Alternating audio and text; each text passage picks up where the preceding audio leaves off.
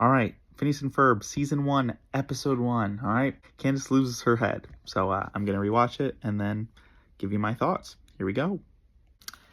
Candace loses her head. I don't really have any thoughts to share other than it was still a good episode. It was never one of my favorites, and it still was like, eh.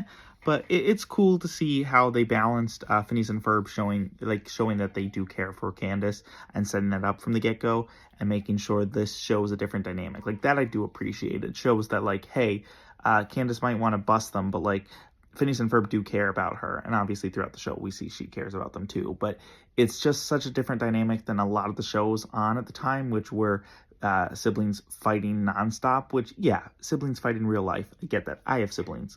I'm not denying that.